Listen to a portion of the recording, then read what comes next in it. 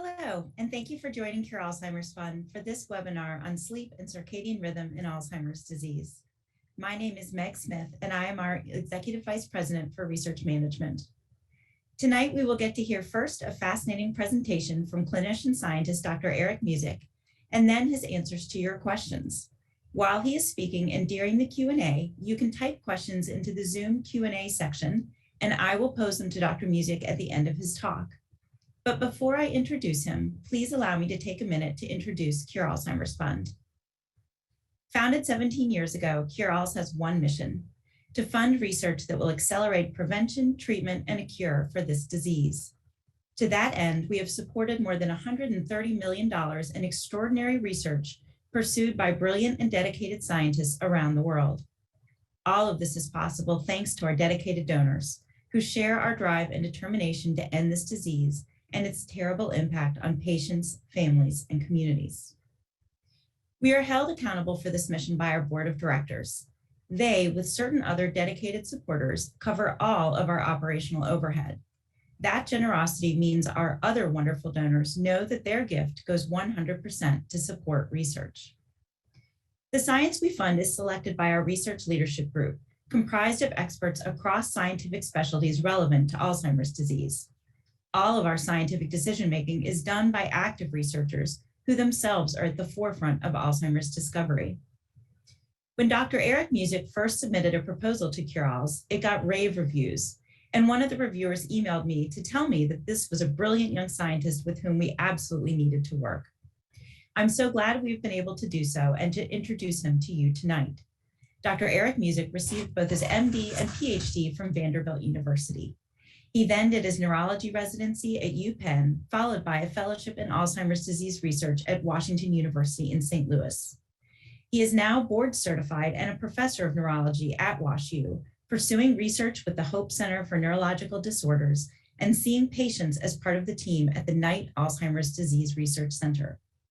Dr. Musiek now runs his own research lab and has a crowded clinical practice focusing on the role of circadian rhythms and sleep on neurodegenerative disease and neuroinflammation. He has been a wonderful partner to CureAls as a funded researcher and as an insightful proposal reviewer.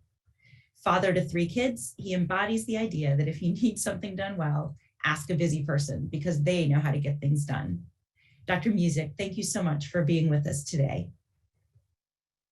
Thank you, Meg. It's really a pleasure to be here. I'm very honored and privileged to have been funded by Cure Alzheimer's Fund and to still be affiliated with this amazing organization. And, I have to say many of my colleagues and, many of the top people in the field are also funded by Cure Alzheimer's Fund. And it's really an extraordinary group. So I'm really happy to be here. I'm happy that I have the opportunity to talk to you all about sleep and about circadian rhythms and how potentially these things may influence our risk of getting diseases like Alzheimer's disease and hopefully what we can do about it now and in the future. And so with no further ado, I will get started. So sleep is one of the fundamental things about life. Our whole society sort of revolves around the fact that the earth turns in a 24-hour manner and that it's dark and we sleep on average about 8 hours a night. So we spend a third of our lives sleeping, and yet it's still one of these mysterious things. I kind of equate it to the ocean. The ocean covers most of the earth, and yet we don't know very much about it. It's still a mystery.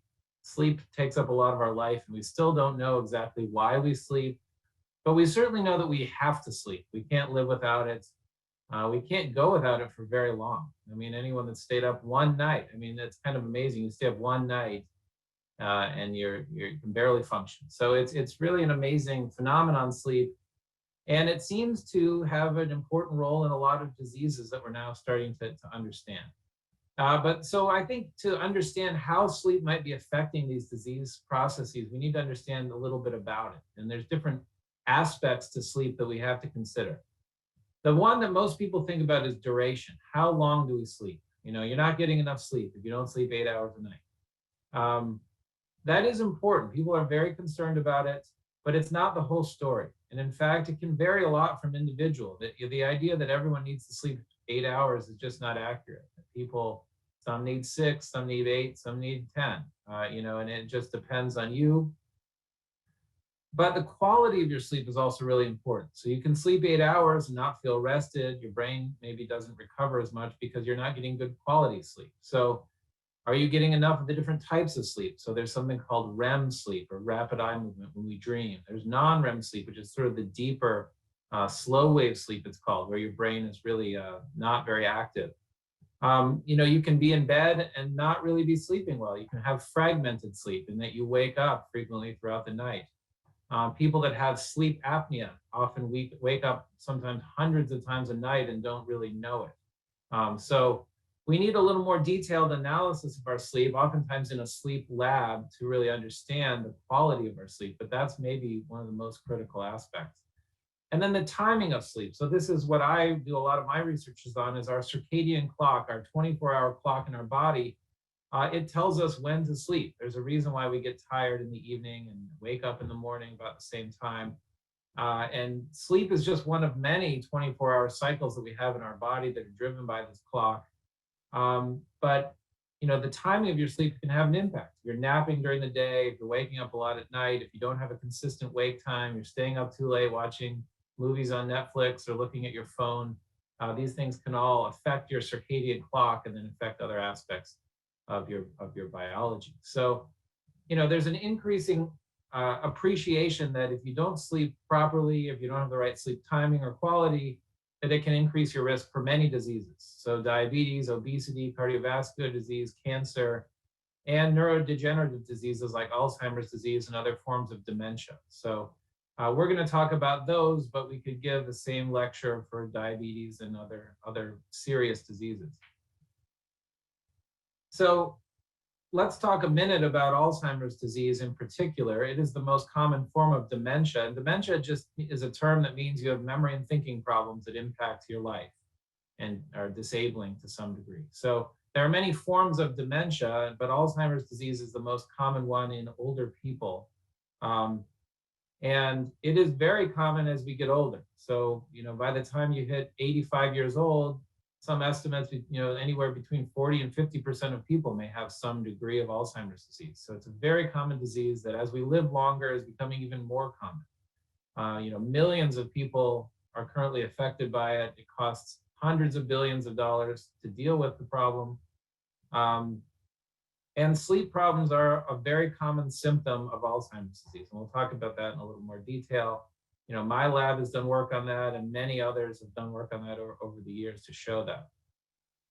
So what happens in your brain when you have Alzheimer's disease? So many things, we could talk about that for hours, but the two kind of classic pathologies that we look at in the brain are amyloid plaques and neurofibrillary tangles. So plaques and tangles, you've probably all heard this if you're on this webinar, but plaques are formed from something called amyloid beta peptides, or A beta. So this is a small protein that's released from nerve cells in the brain.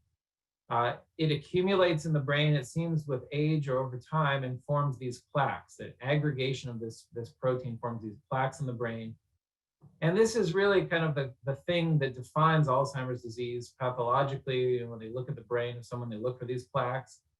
But we know that these plaques are there in the brain many years before people have symptoms. So probably 10 to 20 years prior to the onset of symptoms, these plaques are there. And there's a great amount of controversy and argument about the role that plaques play, but certainly they are there in the brain of people that develop dementia many years beforehand, and they play some important role.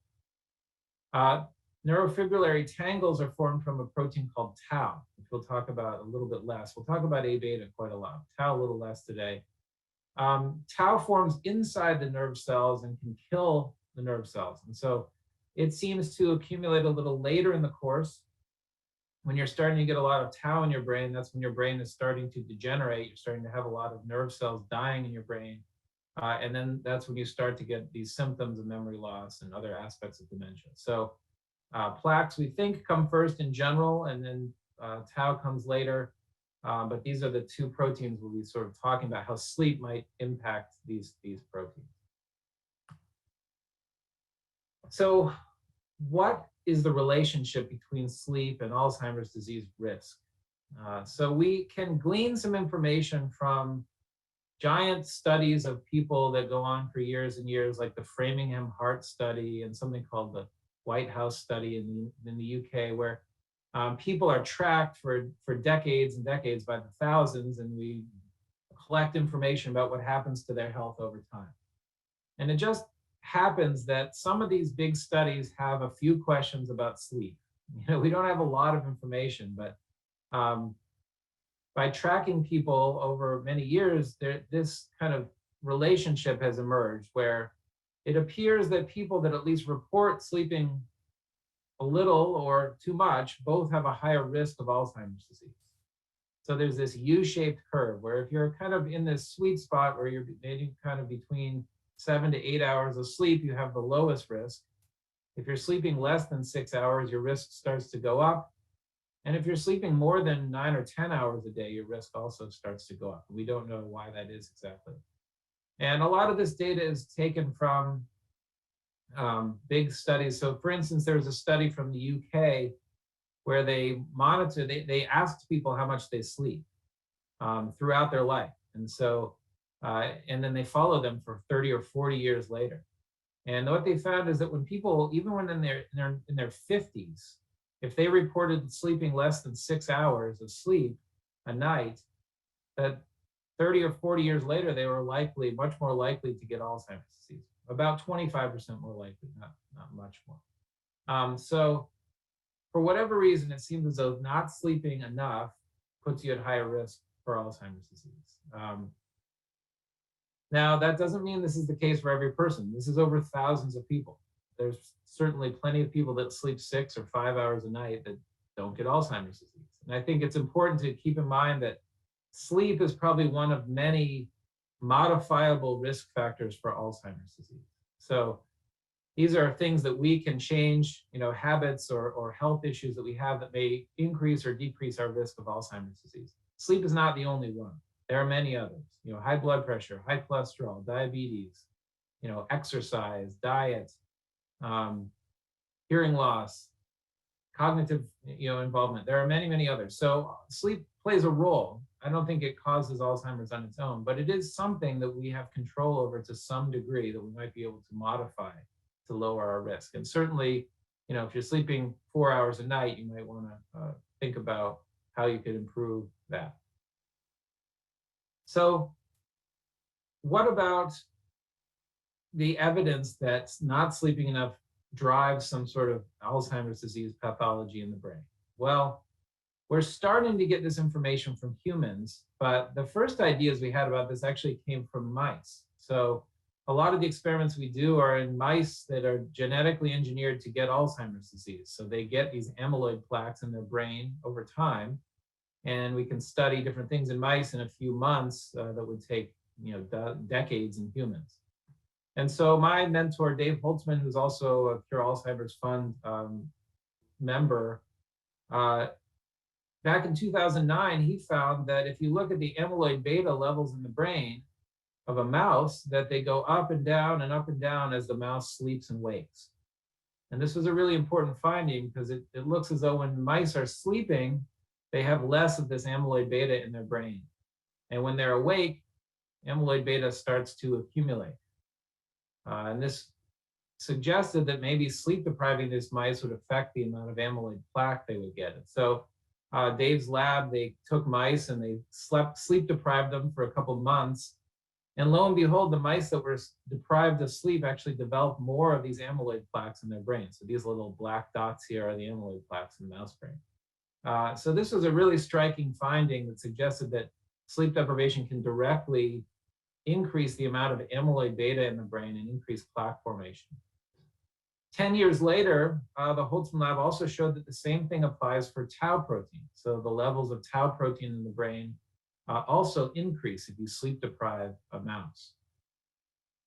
Since then, there's actually been some data that has accumulated in humans that shows that this same relationship appears to hold true. So it's a little harder to do in humans. You can't look for plaques in their brain as easily.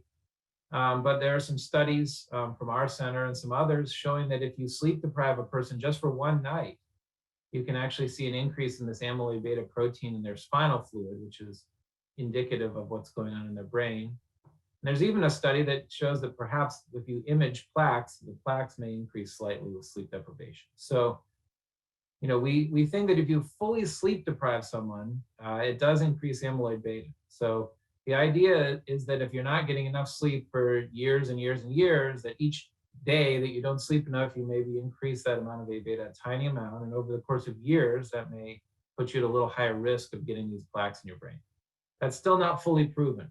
We don't know that 100% for sure yet, but the data is definitely accumulating from both mouse models and human models.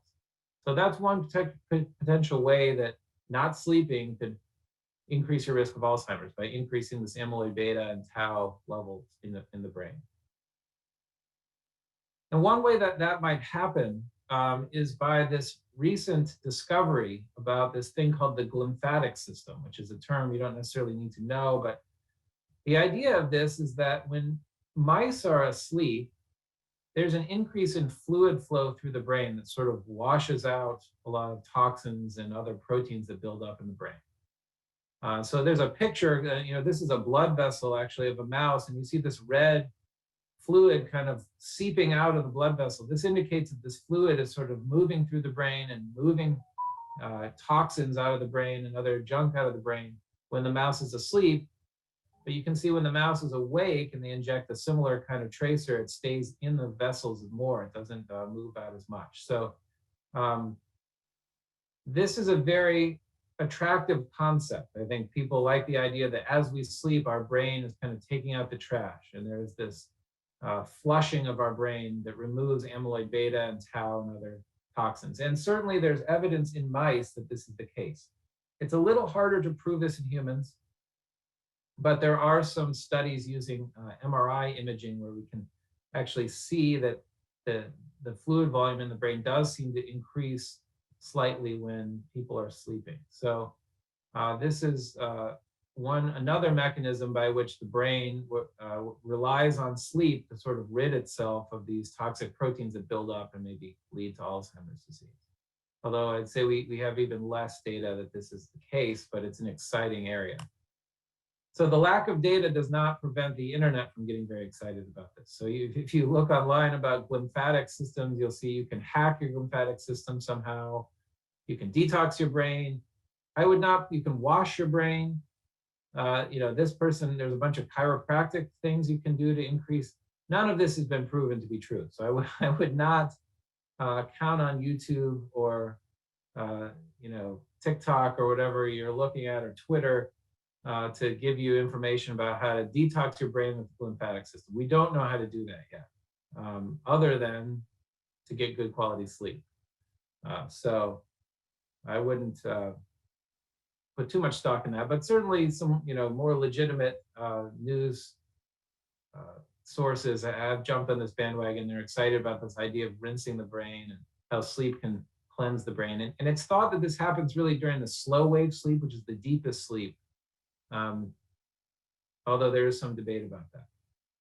And actually a colleague of mine did an experiment where she has a little device that makes a noise in your ear when you fall into deep sleep. And when the noise comes, you don't wake up, but you come out of the deepest sleep. You come into sort of a lighter sleep. And so she did this to people over the course of a night, and lo and behold, their levels of amyloid beta in their spinal fluid were a little bit higher the next day. So it suggests that having that deep sleep probably is important. And actually, as we age, the amount of deep sleep that we get, the slow wave sleep, actually declines. So that is, a potential connection with aging and Alzheimer's disease.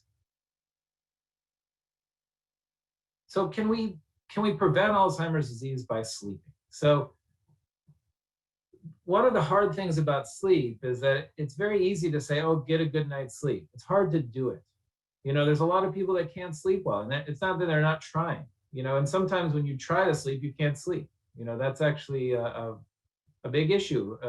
People have these Apple Watches and other, sleep trackers on their wrist and their bed and their phone, and they see, oh, I'm only getting 6.3 hours per night. Oh, and they get nervous about it. They get worried about it, and they sleep even less. So that's actually a real phenomenon that sleep doctors have to deal with now. So it's very hard to just tell people to sleep better. Now, I'll give you some, advice on the best strategies, at the end of the talk. But it's not as simple as saying, okay, go walk a mile. Most people can do that unless you have other health issues. But someone says, oh, go get a good night's sleep. Easier said than done. So what about drugs? What about sleep agents? If we take a sleeping pill, is that going to help us not get Alzheimer's disease? So I will say that this has only been tested with one type of sleeping pill. So it's a type of sleeping pill called an orexin antagonist. And these are kind of the newest sleep drugs on the market. There's two of them that are made by Merck and Eisai Pharmaceuticals that are approved for insomnia now in people. And actually one of them, suvorexant, the Merck drug, has also been, they did a trial in people with Alzheimer's disease, so that they seem to do better with this drug than with other sleep drugs. So these drugs have been tested in mice. So Dave Holtzman's lab, who I mentioned earlier at WashU, did the same study where they took mice and they gave them this drug. They gave them a drug called almorexant, which actually isn't available to humans, but it's the same type of drug. It's one of these orexin antagonists. And the mice that were fed the drug, they sleep a little bit more than normal. They had a lot less plaque. So this is quantifying the amount of plaque. You can see the white bars are considerably higher than the black bars. The black bars are the mice that were fed the sleep drug. And these are just different parts of the brain. Plaque's kind of reduced throughout their brain. So in mice, it does seem to work. That taking these drugs to increase sleep does seem to lower the amount of plaque. It seems to prevent plaque formation. If you already have plaques in your brain, it doesn't really do much, it seems. But it's more if you haven't accumulated much amyloid, you can prevent it from happening. And the same holds true if these drugs that lack this protein called orexin, which regulates sleep. These mice sleep a little bit more than usual, and you can see they get a lot less plaque than usual. So there are pretty exciting studies going on now in humans, some of them at WashU and some elsewhere, to see if these drugs can lower plaque levels and kind of put people at lower risk for Alzheimer's disease. I think it's an attractive idea because these are drugs that are very well tolerated. If you had to take them for a long time, they're pretty mild. I should also say, in full disclosure, that the company that makes this drug, lemborexant, Eisai Pharmaceuticals, has given me research funds to do some work in mice with this drug. So I'm biased in that regard, so you can take it with a grain of salt. But this work was not published by me. So I've just gotten through telling you how sleeping, you need to sleep a decent amount. If you don't sleep enough, you're putting yourself at higher risk because there's potentially more A beta, more tau in your brain. However, some researchers at University of California, San Francisco work on sleep genes and the genetics of sleep. And they found this family, which is based in Utah, that has a mutation in a gene called DEC2, which is not super important. It's a very rare genetic mutation where these people only sleep about 4 hours per night. And they seem to have no health problems associated with it. So they seem to be healthier than average and happier than average. And they're very, they wake up at 4 o'clock in the morning and go to bed at midnight, wake up at 4, and they're highly productive and they don't feel tired. And somehow their body just doesn't need sleep, even though they have this, because they have this genetic mutation. So to me, this is an amazing thing. You'd think sleep is just required and there's no way that you can kind of get around it. But apparently these people that have this mutation do not seem to need it as much. And actually these same investigators in California, they developed mice that have this same mutation. And it turns out that these mice get less amyloid plaques and less tau pathology in their brain, even though they sleep less than normal.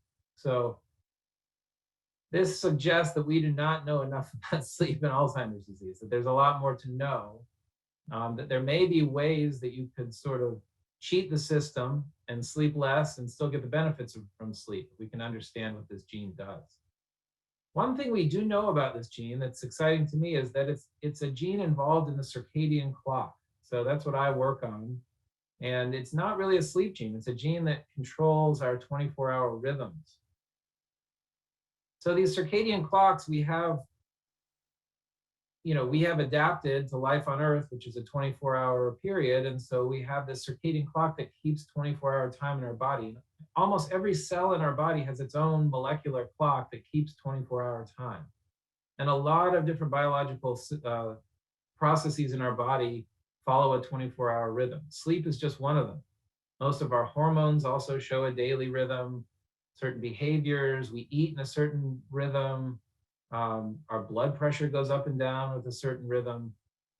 We even are, better or worse at certain cognitive tasks depending on the time of day. So the circadian clock is really critical part of our biology. And there's some evidence that if you disrupt your circadian clock, it's not good for you.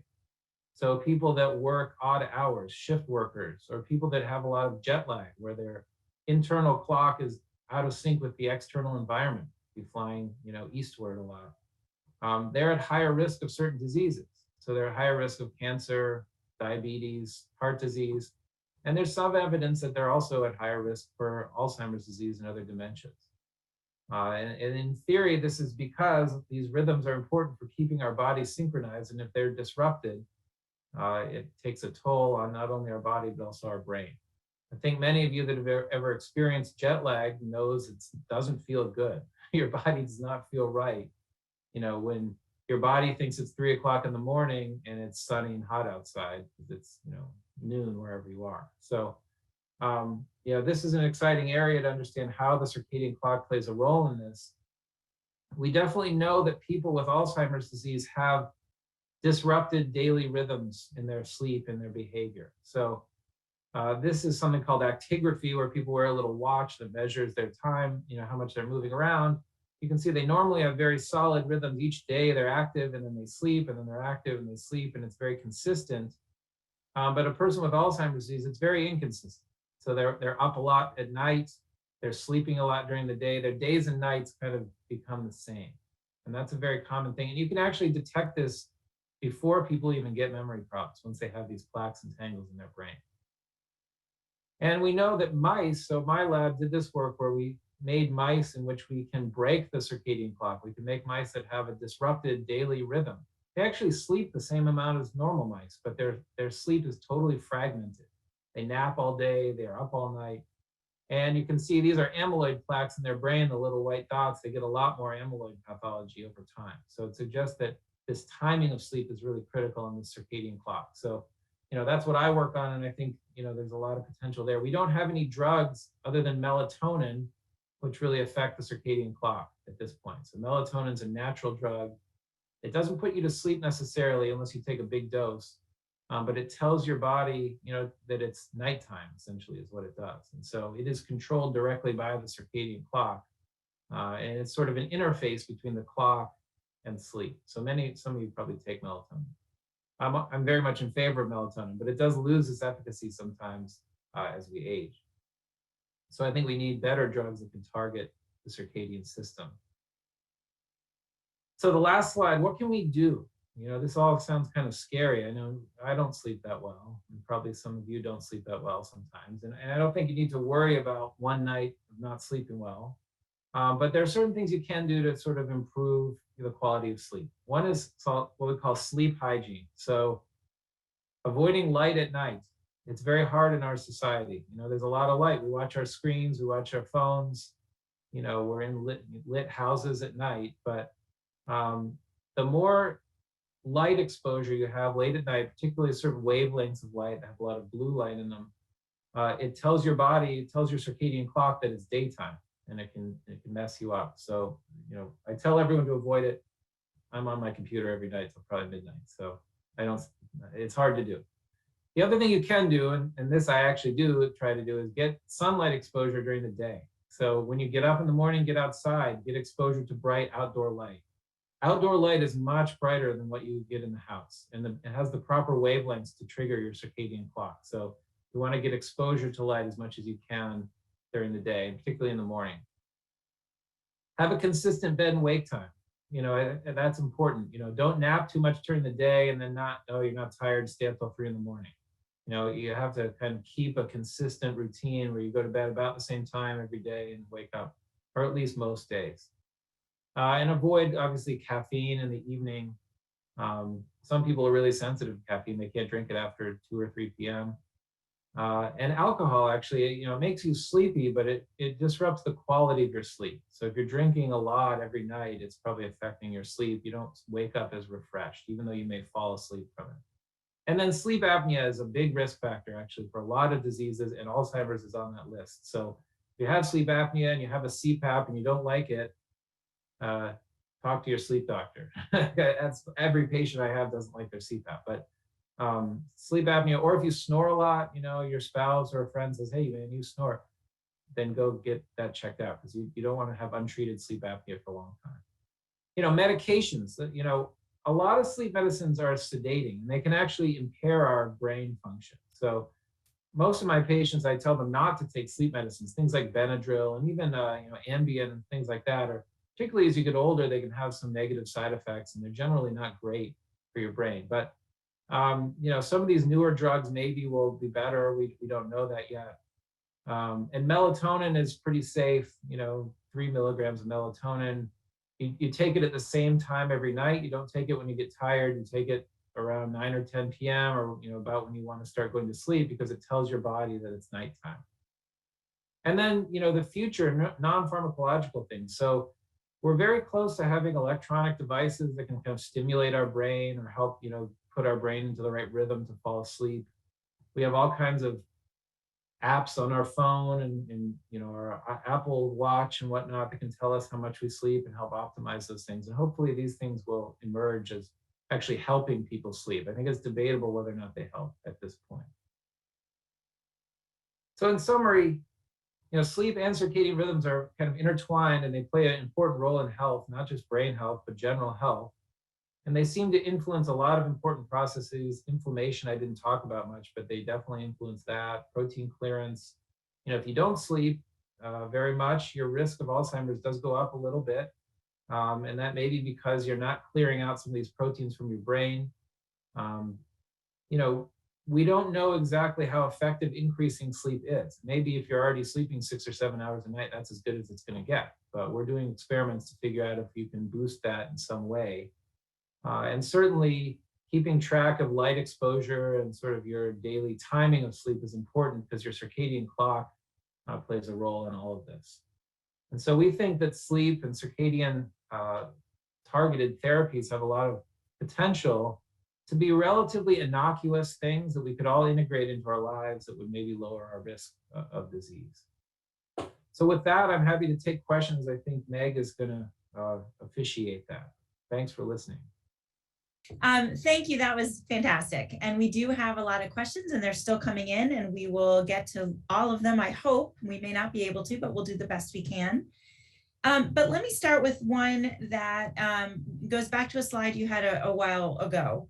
And that was the idea that people are trying to hack their brains in some way.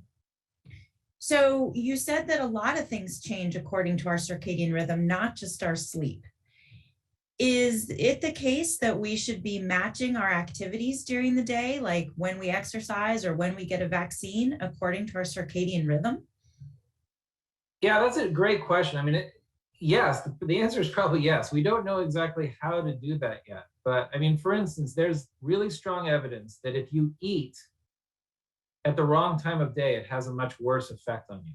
So if you're eating late at night when your body's not really ready to kind of accept food, it's much more likely that that's going to turn into fat, that's going to increase your blood sugar, things like that. So certainly eating, there's something called time-restricted feeding or time-restricted diets that are becoming popular, mainly because if you eat in the middle of the day when your circadian clock is sort of ready, to accept food, you do better. Your risk of some of these diseases is maybe a little bit lower, and weight gain and whatnot. So yeah, and the same holds true for exercise. Our bodies perform better at certain times of day.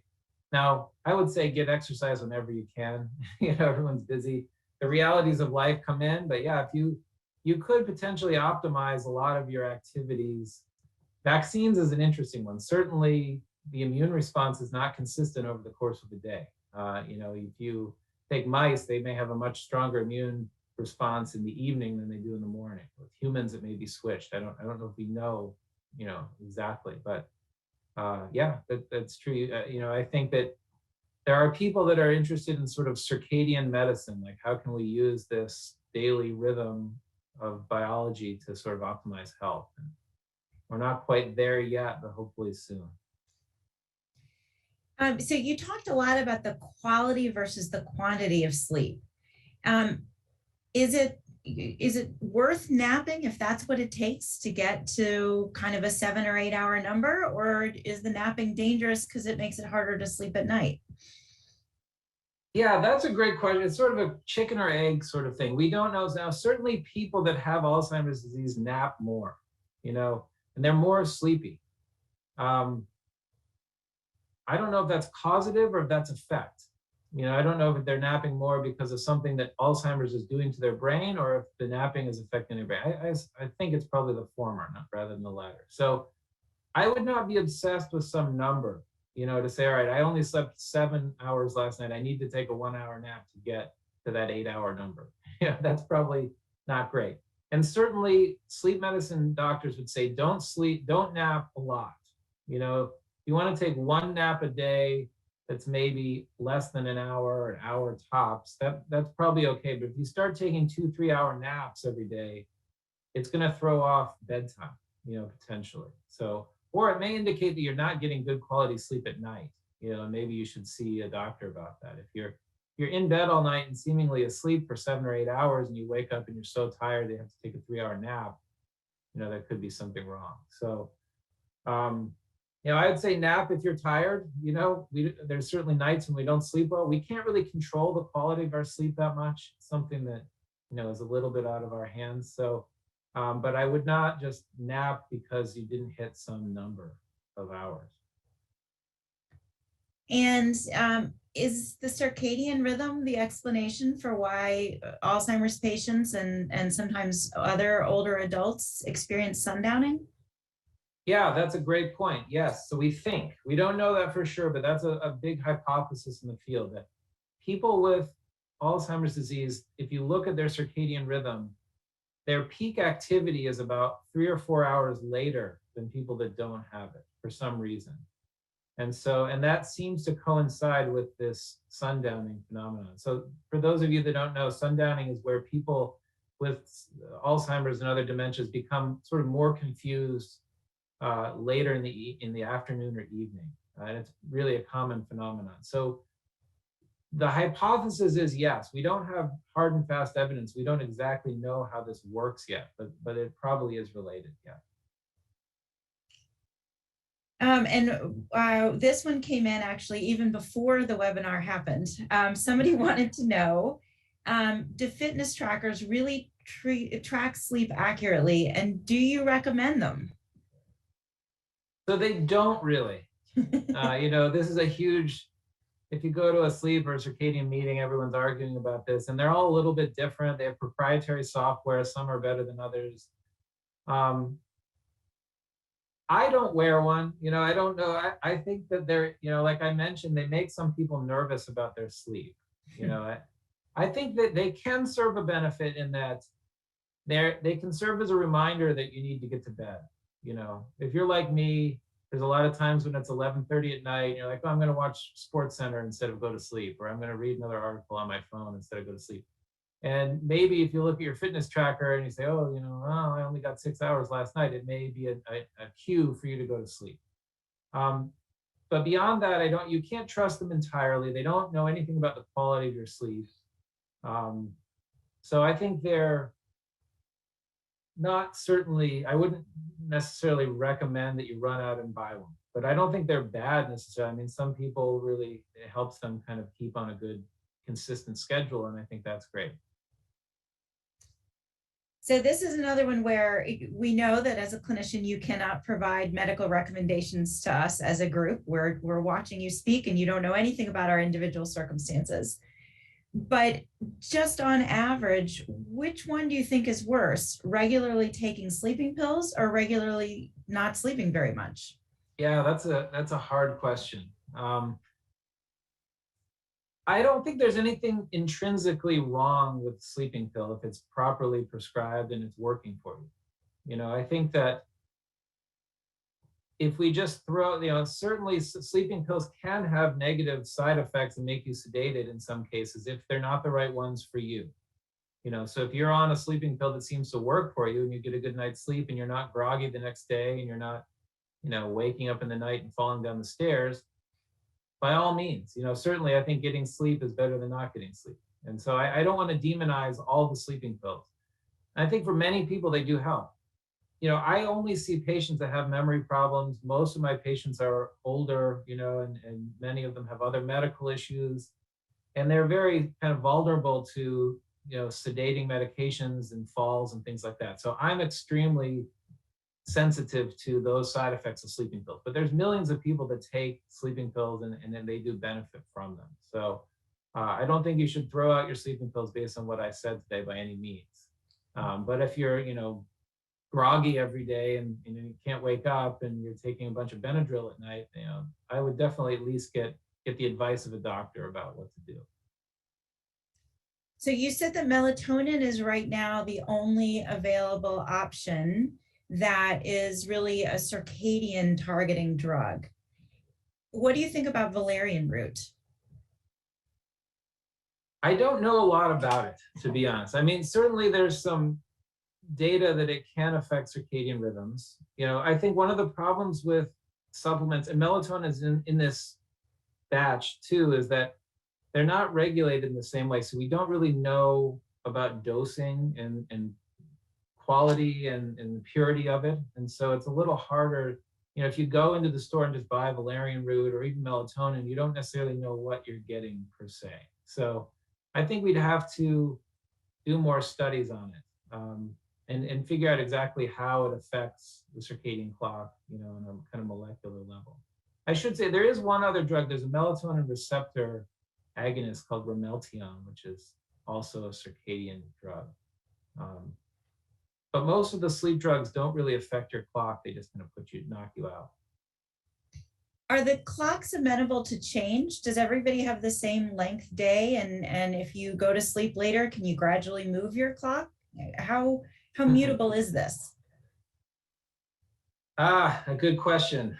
There's a debate in the field if you should change your lifestyle to fit your clock or you should change your clock to fit your lifestyle. People have what's called a chronotype. So there is some genetic encoding of your clock. I mean, we have night owls and we have morning larks, and this is somewhat immutable over life. I mean, people, they pick their careers based on this, I'm more of a night owl. I didn't want to get up at 4 o'clock in the morning every day and be a surgeon. So I did become a surgeon. So, I think that you can change your circadian clock to some degree, but if you are a serious night owl, that's probably encoded in your genes and it's going to be a battle, And there's some data to suggest that the best thing you can do is if you're a night owl, just accept that, to some degree. Obviously, there's the limits of society. You can't sleep until 3 o'clock in the afternoon every day, and under most circumstances. Some people can, but usually we have to get up at a reasonable time, have to go to bed at a reasonable time. But I mean, if you are a person that likes to go to sleep at 1 in the morning, it's going to be really hard for you to just start going to sleep at 8 p.m. or something. It's just there's only so much you can shift it, and it may actually be worse for you to kind of shoehorn yourself into the wrong timing. So if you have the option of sort of, just accepting that you're a night owl and trying to get enough sleep, then I think that within reason is probably the way to go. So we're getting a lot of questions about quality of sleep. So we talked about duration and napping, but now we're getting questions about quality. And two kind of related questions. One is the sleep that you get using a sleeping aid as high a quality if many of them are sedating, or do we have to worry about maybe that not being sleep that's as restorative?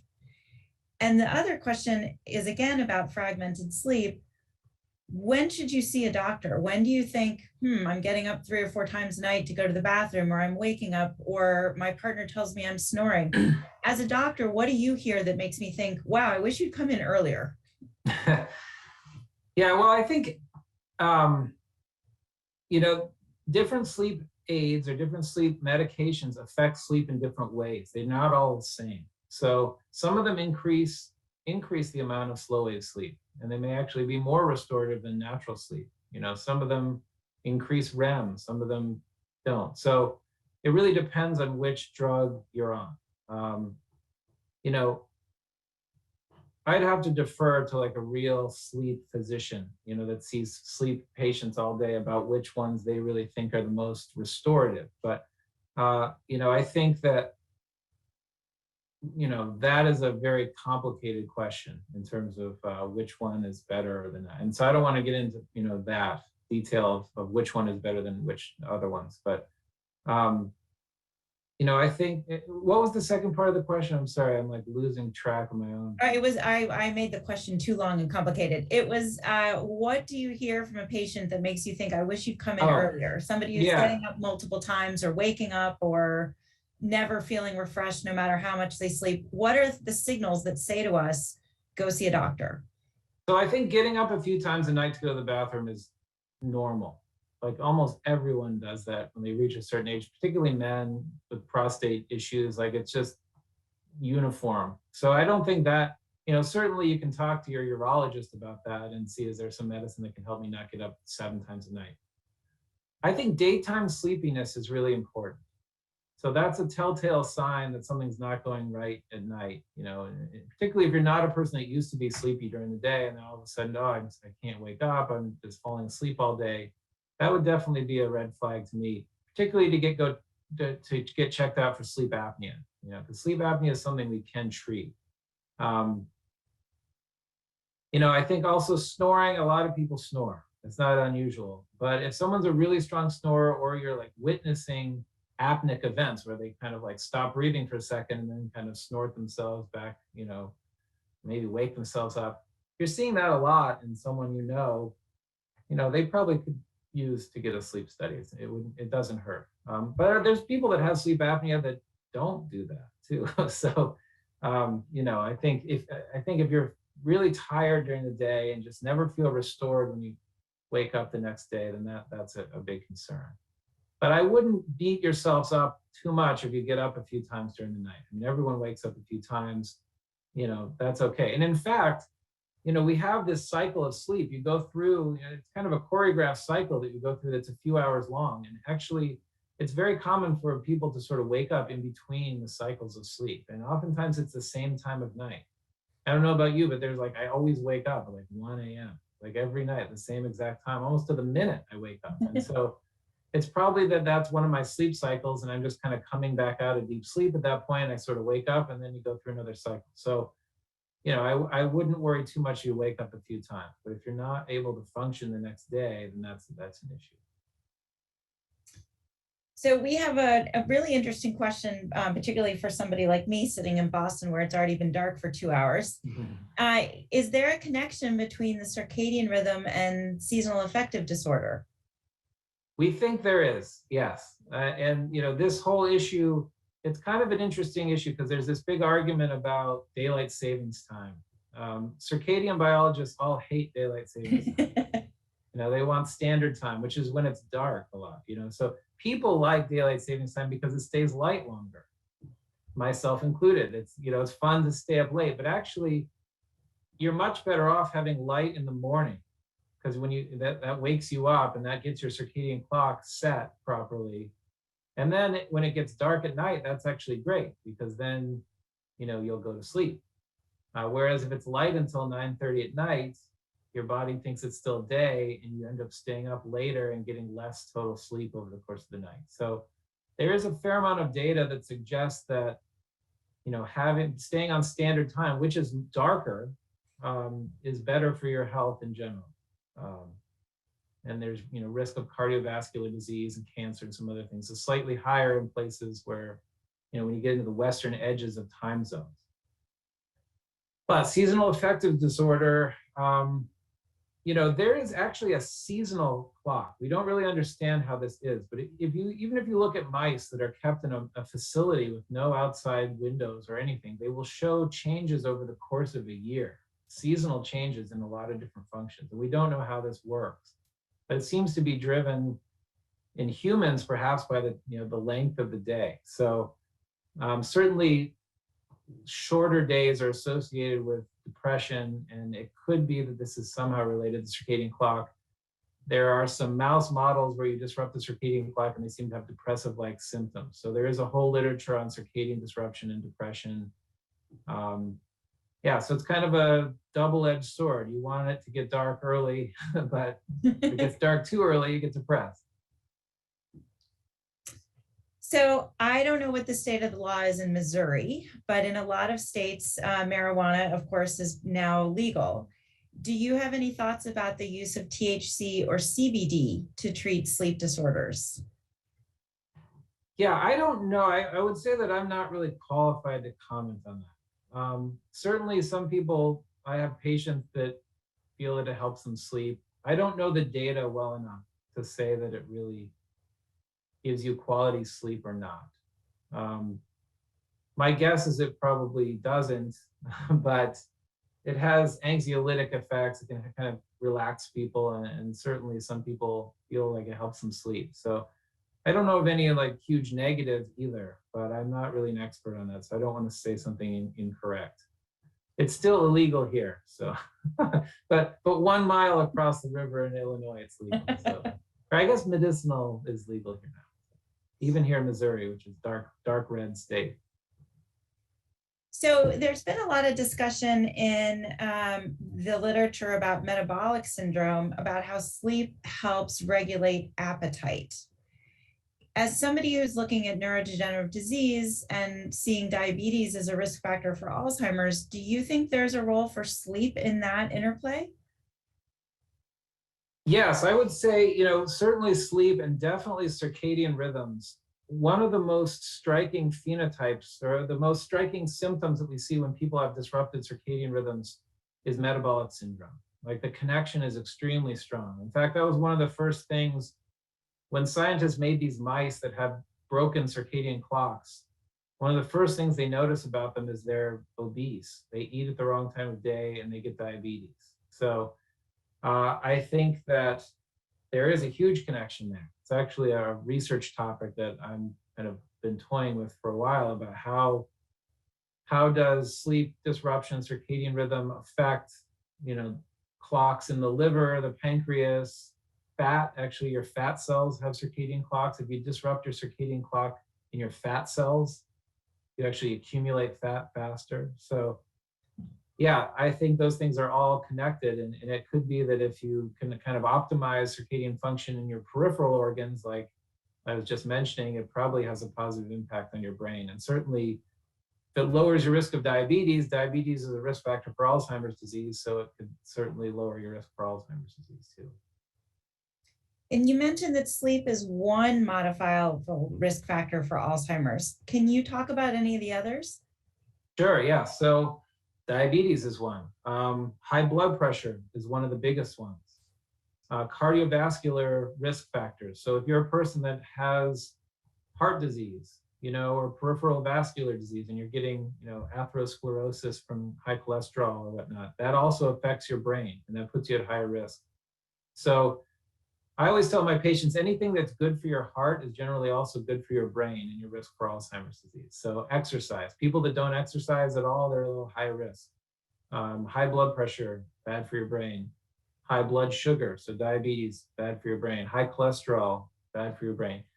And a lot of this is probably because it affects the blood vessels in your brain, just like it affects the blood vessels in the other parts of your body. So if your blood vessels in your brain are not circulating blood very well to your brain, it has a negative impact. There's this interesting connection between vascular disease or blood vessel disease in the brain and Alzheimer's disease. It's pretty clear.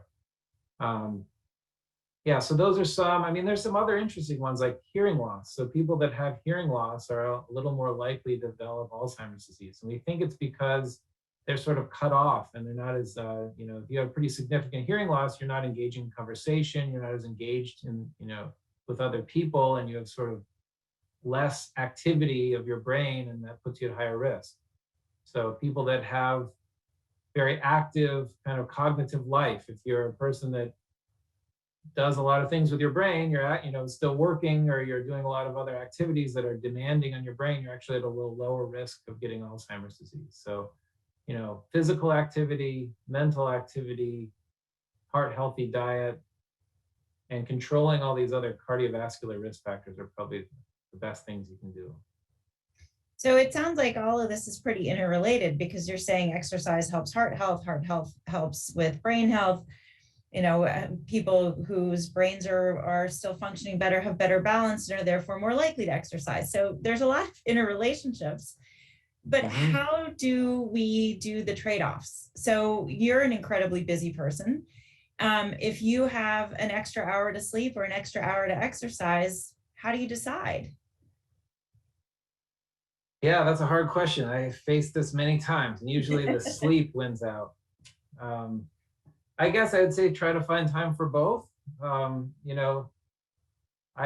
would try to balance it, I guess. I don't know that there's a right answer to that question, but I don't know which is more powerful, exercise or sleep. That's a hard question. We know all these risk factors. There's actually a paper that came out in the Lancet a couple of years ago where they tried to attribute a percentage, of risk to all these things, but it's guesswork to some degree. So, and it's also worth noting that even with all these things, they still think only about 40% of your risk is necessary as modifiable. So, I have many patients who do all these things and they still have Alzheimer's disease. So it's not as simple as just, if you exercise and, play chess, you're not going to get Alzheimer's disease. You'll lower your risk, but ultimately there's other factors at play, genetic factors and factors we don't understand yet, that play a role. So I still would suggest that everybody do as much as they can to lower their risk, but it's not as if people that have Alzheimer's have somehow failed to do that. Many of them are very, active people that have done everything they can. So I don't know. I would say exercise is probably number one on my list in terms of, I think the data is the strongest that exercise really has a big impact on Alzheimer's risk. But sleep would be right up there. So maybe if you have an extra hour, you sleep for half an hour and you exercise for half an hour. Do you think that addressing these modifiable risk factors, while we know they cannot prevent Alzheimer's disease, do you think it might affect the age of onset for people who are at risk? Potentially, yes. So, there's a lot of data that people that have, that are highly educated or they're, have more educational attainment can sort of withstand more pathology in their brain before they become symptomatic. We call this, idea of resiliency, or that your brain has a certain amount of capacity to, you can look, if you have a lot of brain cells, you can lose quite a few before you start to have problems. But if you don't have a lot, then you don't have many to spare. And so that's a very simplistic way of looking at it. But I think if your brain is kind of sustaining damage from other things, you have vascular disease, you've had strokes, you have diabetes that's taking, in some cases it's things like chemotherapy or radiation to your brain, things you can't really avoid. That takes a toll on your brain. And then as you start to accumulate plaques and tangles and start to develop sort of the age-related component, it's more likely to kind of become obvious sooner. You have less reserve. That's a theoretical concept. I mean, there's plenty of data to support aspects of it, but I think there's something to that. Now, there are people that get early onset Alzheimer's disease that we don't really understand why. Many of them are very healthy and they can get very aggressive, very bad Alzheimer's disease very young. And so I would exclude those people from this because we don't exactly understand why they get that. And they don't seem to have some of the classic risk factors a lot of the time. So, and then there's people that have genetic forms of Alzheimer's that can get it very early and all bets are off for them, but they're unusual. That's a rare thing. So I think for the typical person that's maybe, at risk for developing Alzheimer's disease and they're in their 70s or 80s, certainly the healthier your brain is when you're 70 or 80, the longer you can probably go with a bunch of plaques before you start to have problems. Well, it is the turn of the hour. There are more questions that I'm sorry we're not going to get to. There is lots of gratitude and praise for your presentation, so please let me join in that. Dr. Musiek, this has been terrific. We're very grateful for your time. I want to let the audience know that we also appreciate their attendance and that we will be circulating a video of this. And we can make the slides available as well with Dr. Musiek's permission. I hope everybody gets a great night's sleep. And again, thank you so much for joining us. Thank you for the opportunity. The time to feel excited, don't you know?